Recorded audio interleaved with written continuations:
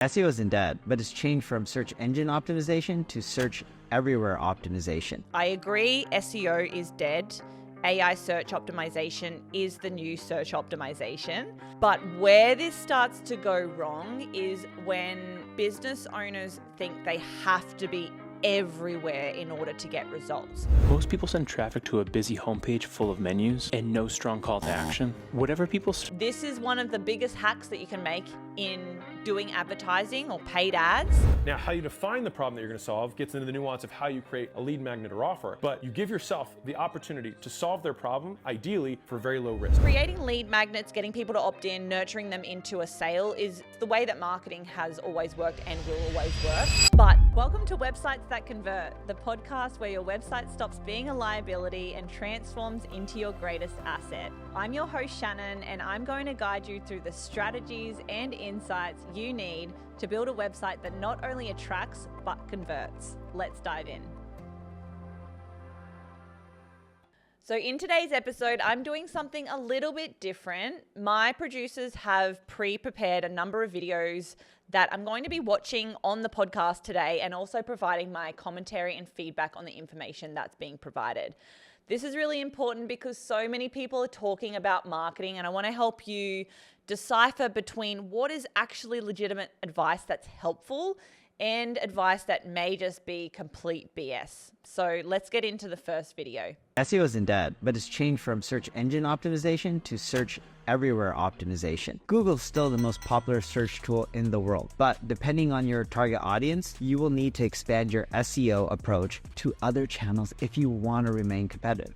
Okay, so first of all, I love Neil Patel, super successful guy, has an amazing agency, has tools, software, SaaS, really into AI search optimization now, which is great. So his advice is usually super legitimate, and I agree with a lot of the things that he says. With that said though, one thing I pick up from this is that I agree SEO is dead.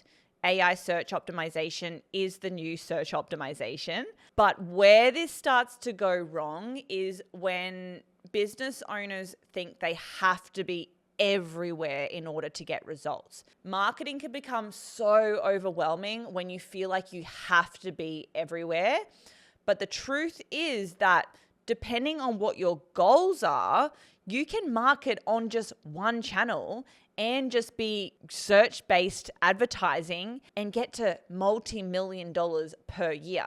So one thing I would take away from this advice is that you don't have to be everywhere in order to get results. If you want to grow your business and generate leads and get jobs booked in for your services, do not feel like you have to be everywhere. You see a lot of big brands and businesses who are marketing across multiple channels, and that's great. But if you're a local service-based business or a trades business that just wants more leads and more jobs booked in, you definitely don't have to be absolutely everywhere in order to make that happen. So it's a very, very slippery slope into advertising or marketing across all channels and just not doing it well. You need to prioritize the channel and focus on getting that to work. One channel done well is better than 5, 10, or even 3 different channels done very poorly. You can definitely work your way up to multiple channels, but you need to prioritize the channel that's going to get you the best results fastest. And generally, for service-based trades businesses, that's going to be Google Ads as your primary traffic source, because these are the people who are in your target market, because we can target them specifically with audiences, keywords, and other targeting strategies to make sure we're coming up for people that are in the market for what you offer, actively searching for the service that you sell, and ready to take action. They've got buying intent. So if your priority is getting leads and booking more jobs, you should be focusing on the methods of marketing that are going to yield that result, not feeling like you have to be everywhere just for the sake of it. But let's now watch the second video. You think Google Ads are too expensive. That's because you're measuring the wrong thing and it's giving you bad data. And when you make decisions based on bad data, you don't just pause good campaigns. You accidentally sabotage the entire business without realizing it. Okay, so I love this because one of the biggest issues that we see when we audit other accounts in Google Ads, your conversion tracking must be set up with the highest value action that you can track inside of your funnel. So for service-based trades businesses, this is generally form submissions from people requesting a quote or phone calls made from people who are inquiring. So conversion tracking will tell us how your ads are performing, but it'll also tell Google how your ads are performing and who is converting, and allow Google to go and find more people that are most likely to convert. So it's not just for performance tracking on the marketing side, it's also for Google's machine learning and algorithms to understand who your target market is and who is most likely to convert on your landing pages, so you can get the result that you're after by that conversion metric being tracked. Put it into perspective. Let's say you run an ad, someone clicks and they don't buy immediately. So you mark that click as wasted money. But here's what actually happened. That person saw your brand, visited your website, maybe even added something to their cart, then they left. 3 days later. Okay, so this is kind of getting into e-commerce now, what he's talking about here, but it's still something I want to touch on, because what he's saying is that not every click is going to convert the first time, and that doesn't mean that your campaigns aren't being effective. So studies have shown people actually need to see things at least 7 times before they take action. And this is relevant for product businesses, but absolutely for service-based businesses as well, depending on how urgent the service is that you are trying to sell. So obviously if it's an emergency plumbing type inquiry, they're more likely to convert faster. But if you're selling something like kitchen renovations or bathroom renovations or mechanically polished concrete, people are maybe not looking for such an urgent solution. In those cases, what you need to do is make sure that you have a strategy around how you're getting in front of those people after they visit the first time. So the best way to do this for service-based businesses is to create a retargeting campaign on Instagram and Facebook. So this is an audience of people who've interacted with your brand somehow. They've looked at your website. Maybe they've found you through Google Ads. They've viewed your landing page. They haven't converted into a lead yet, but more than likely they're going to end up on their social media profiles. And that's when your business is going to keep coming up for them until they convert, reminding them and keeping you front of mind so that when they are ready to take the leap and leave their details, they'll remember your business more likely, and they'll have access to the landing page so they can leave their details and convert into a lead then. So what he's talking about, a little bit e-commerce based, but we can still make it relevant to service-based businesses.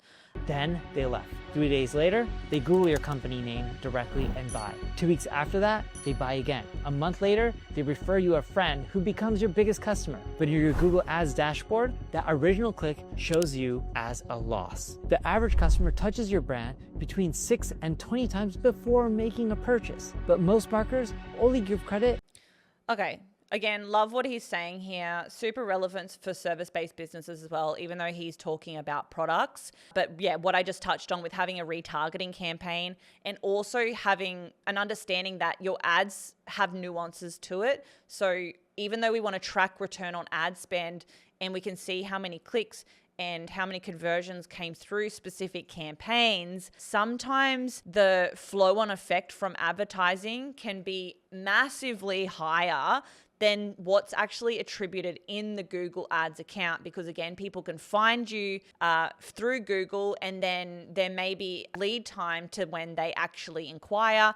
They may tell their friend, their family, their colleague about your business that they found, and then they actually refer people, or they work with you and then they refer people, so that the customer lifetime value and return on ad spend can be massive and not always attributed in the ads campaigns. So let's move on to the next video. The #1 Google Ads mistake. You probably don't have a problem with the ads themselves. After the click, you most likely have a landing page problem. Most people send traffic to a busy homepage full of menus and no strong call to action. Whatever people Okay, I'm just going to stop that there because first of all, I love what this guy is saying because he's completely spot on.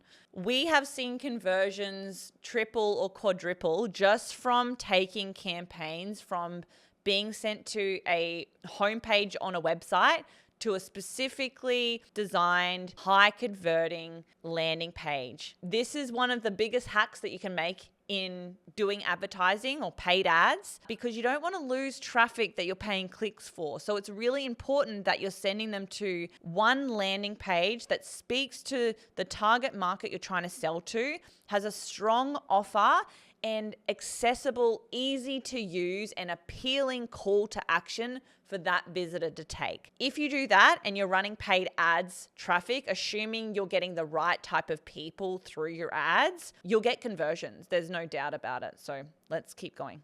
Whatever people search, send them to a page with that keyword built to convert and looks great on mobile. It should have no navigation, and the only links should auto scroll it back up to the form.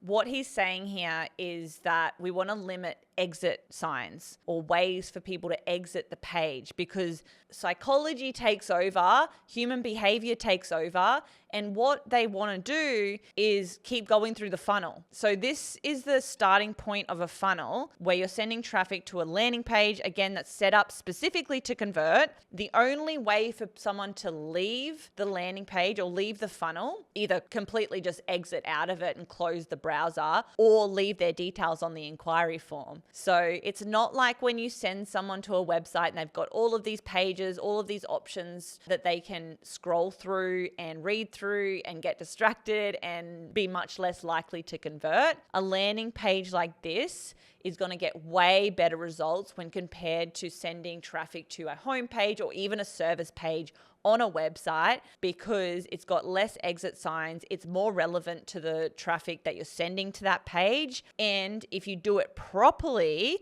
you've got those calls to action and the conversion tracking in the campaigns, which are going to allow you to get more leads and better results, and also track those results much easier as well compared to your general website. So think of your website as the brochure of the capabilities that you have. Think of your landing page as a part of your sales funnel that's specifically created with one job, which is to convert traffic into leads. And it does that really well when you compare it to trying to generate leads through a website. All right, let's go on to the next video. In order to get engaged lead, which is people who show interest in the stuff that you have to sell, then it means you have to show people who are not interested and get them interested. And so the question is, what is that bridge that goes between not interested and interested? You give them value, and you give them value ideally around a problem that you want to solve for them. Now, how you define the problem that you're going to solve gets into the nuance of how you create a lead magnet or offer, but you give yourself the opportunity to solve their problem ideally for very low risk, which is either very cheap or nothing at all. And then by doing that, you earn the most valuable thing you can have in business, which is trust. And then at that point, that's when the real conversation begins, and that's where monetization starts.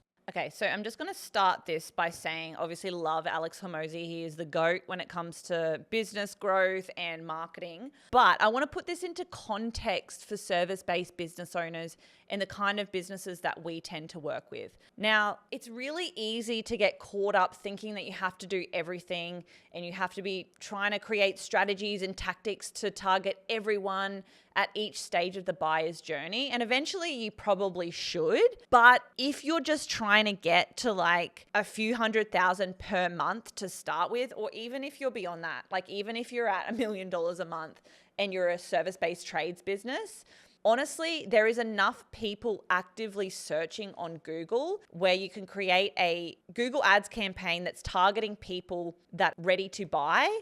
So you're basically eliminating the entire lead time from trying to get people to opt in for a lead magnet and then trying to nurture them into buying something from you. Creating lead magnets, getting people to opt in, nurturing them into a sale is the way that marketing has always worked and will always work. But when you're trying to get leads and customers and jobs booked from people who have a problem that they already know that they need a solution for example, they need a new roof, or they have a plumbing issue, or they're looking to do a renovation on their house, or they want a retaining wall. These kind of services don't really require an ebook or an opt-in or a lead magnet as such, because you're going to find that these services aren't something people can be persuaded into purchasing.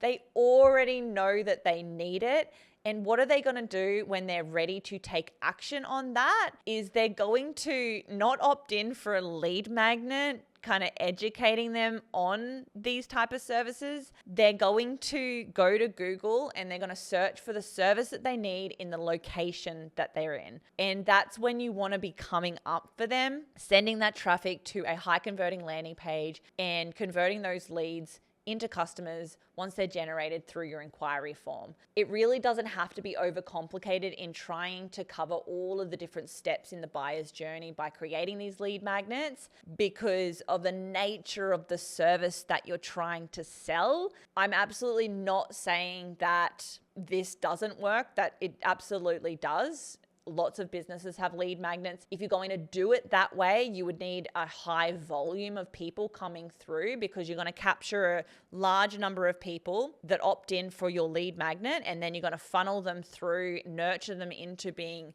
interested in buying from you. And then that's when they're going to turn into a qualified lead, and then you can close them into a customer then. But for service-based trades businesses, local service-based businesses in general, you'll find that there's enough people in your addressable market to focus only on those people who are most likely to convert into a customer. And like a lot of the conversations that I have, priorities are with getting those qualified leads. And you don't want to waste time with all those tire kickers who are just looking for a free lead magnet or opt in for something that would be almost impossible to convince or persuade someone to buy, like a retaining wall, for example. So don't feel like you have to do everything and have it all covered. You can work your way up to creating lead magnets and things like that for your business once you've nailed the traffic channel that's going to get you the best results, and the best results in terms of the number of jobs you're going to book in. So tap out that market first, and then you can start thinking about lead magnets and opt-ins and ebooks and educational content in that way. All right, let's go on to the next video. What happened in the last 24 months is organic social has changed from how I grew up, where you get as many followers as possible and a percentage see it, to the algorithm. The AI is so good now. What every brand of your size and age is missing is a bigger commitment to organic social. And when the organic social over indexes, that becomes the performance ad. I would argue that Meta continues to be the scaled underpriced platform. Literally besides Super Bowl, as a media channel, Meta's value of actualized attention against what you buy is actually remarkable. The problem is that most people don't realize how much the DTC game has changed in the last 24 months. You need to make a much more specific, strategic focus on organic social. Okay, again, loved Gary Vee, but for service-based trades businesses, don't feel like you have to do social media. Tap out the traffic channel that you're going to get the best results with, which is Google Ads, because these are the people who are in your target market actively searching and ready to buy. They have buy intent, and because they have search intent, they're actively searching. Send them to a high converting landing page, generate leads through that. Use your social media as a authority building tool so people can see your work, but don't expect to be generating leads through that. Even with your Facebook ads, absolutely valuable if you can do them right, but you're going to get a lot of leads easily, but these leads will not be qualified, because when you're targeting people on Google Ads, it's like you're fishing with a fishing line in a pond that you know the fish that you want to catch is in. With Facebook and Instagram or any social media advertising, you're fishing with a net and hoping that you catch something of value. So you're going to get a lot of other fish in that net that aren't in your target market and definitely not ready to buy. So organic social, absolutely valuable. We should all be on there. We should be posting content, but don't think it's going to be your highest value traffic channel, because that's not the purpose of it. The purpose of it is to build value for your brand and authority for your brand if you're selling a service in a local area. You want to prioritize those traffic channels that are going to get you the best results through leads and inquiries and customers and booked jobs. So that is all for this episode. I hope you liked the format. Let me know if it's something that you want me to continue doing. I actually really enjoyed this. It's great to see what content is out there and what everyone's saying, and also provide you with more context around what's being posted and what people are saying, because it's not that these experts aren't experts in marketing, they absolutely are, but when you can put more context to it in terms of how it relates to your business, that's when you can take the most valuable things out of it to implement into your marketing without overcomplicating things. We don't want to overcomplicate things. I guess one big theme of this episode, now that I'm reflecting on it, is that simplicity scales. Complexity isn't always the answer. You don't have to be everywhere in order to get results. And you need to prioritize the type of marketing that's going to get you the most return on your ad spend and return on your marketing investment. So hope that's been helpful. But yeah, let me know what you thought of this episode and any other videos you'd like me to react to. Like, please feel free to send them to me and I'll do another episode like this in the future. Thanks, guys. See you next time. Thank you for listening to Websites That Convert. If you found value in this episode, please give us a 5-star review on Apple Podcasts and Spotify. Follow us on all social media. And if you're a service-based business owner that's looking to double their website conversions, book a call with my team using the link below. I'll see you in the next episode.